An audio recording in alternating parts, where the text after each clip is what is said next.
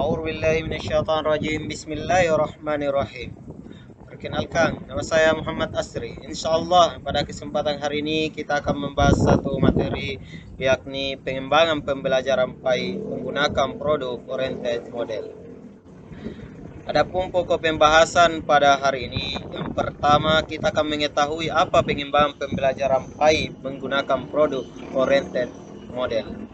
Yang kedua, kita akan mengetahui apa model pengembangan pembelajaran.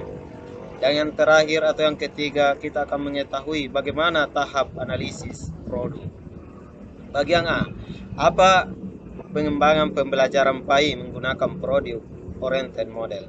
Yang pertama, pengembangan pendidikan agama Islam adalah suatu proses kerja cermat untuk merubah hal-hal yang berkait dengan produk atau konsep dan benda atau karya manusia dalam membangun pendidikan Islam agar menjadi lebih baik pada segala aspeknya dan lebih luas pengaruh maupun kemanfaatannya dari sebelumnya.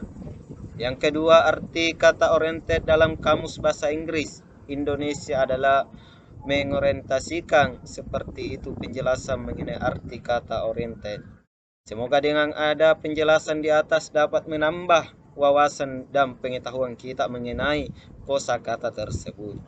Kamus Bahasa Inggris Indonesia ini merupakan kamus online yang dibuat untuk memudahkan pencarian, penggunaan, dan pembacaan arti kata.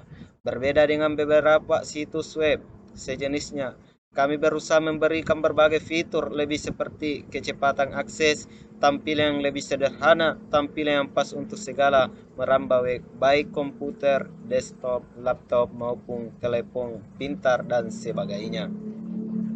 Bagian B, model pengembangan pembelajaran. Ada berbagai model pengembangan desain pembelajaran, antara lain yang pertama, model pengembangan desain pembelajaran menurut Ditch dan Carey 2005, 6-8. Model yang dikembangkan oleh Ditch dan Carey terdiri dari sebuah langkah, yaitu yang pertama, mengidentifikasi tujuan pembelajaran. Yang kedua, analisis instruksional. Yang ketiga, analisis peserta didik dan konteks. Yang keempat, menentukan kompetensi dasar. Yang kelima, mengembangkan instrumen penilaian. Yang keenam, mengembangkan strategi pembelajaran. Yang ketujuh, mengembangkan dan memilih materi pembelajaran. Yang kedelapan, merancang dan melakukan evaluasi. Dan yang kesembilan, perbaikan atau revisi pembelajaran. Dan yang terakhir atau yang kesepuluh, merancang dan melakukan evaluasi sumatif. Yang kedua, model pengembangan desain pembelajaran versi pekerti yang dikenal dengan MPI atau model pengembangan instruksional. Yang pertama, identifikasi kebutuhan instruksional dan menulis tujuan instruksional umum atau TIU. Yang kedua, melakukan analisis instruksional. Yang ketiga, mengidentifikasi perilaku dan karakteristik awal peserta didik. Yang keempat, menulis tujuan instruksional khusus. Yang kelima, menulis teks acuan patokan. Yang keenam, menyusun strategi instruksional.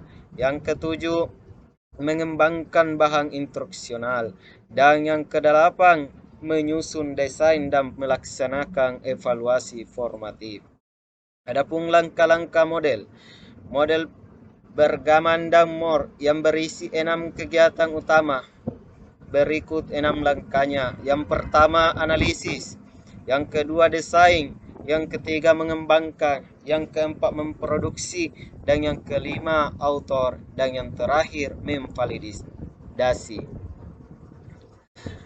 Yang kedua, langkah-langkah model pengembangan instruksional base terdiri dari 4 langkah, yaitu yang pertama, mengembangkan outline diklat.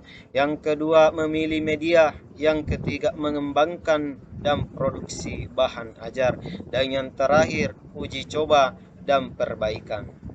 Bagian C, tahap analisis produk. Tahap analisis produk dilakukan untuk menetapkan dan mendefinisikan syarat-syarat pengembangan, yakni meliputi yang pertama, menentukan standar kompetensi dan rencana pelaksanaan pembelajaran. Yang kedua, analisis kebutuhan media. Analisis kebutuhan media dilaksanakan pada periode awal pengembangan media dan bertujuan untuk mengidentifikasi masalah serta menetapkan jumlah dan judul media yang harus dikembangkan untuk mencapai suatu kompetensi tertentu. Adapun langkah-langkah analisis kebutuhan media antara lain. Yang pertama, menetapkan kompetensi dasar dari silabus pembelajaran. Yang kedua, mengidentifikasi dan menentukan ruang lingkup standar kompetensi atau kompetensi dasarnya. Yang ketiga, mengidentifikasi dan menentukan pengetahuan, keterampilan, dan sikap yang disyaratkan. Yang keempat, menentukan judul media. Dan yang kelima, mengumpulkan data. Mungkin itulah materi yang dapat kita sampaikan pada hari ini. Lebih dan kurangnya minta maaf. Wabillahi taufiq wal hidayah. Wassalamualaikum warahmatullahi wabarakatuh.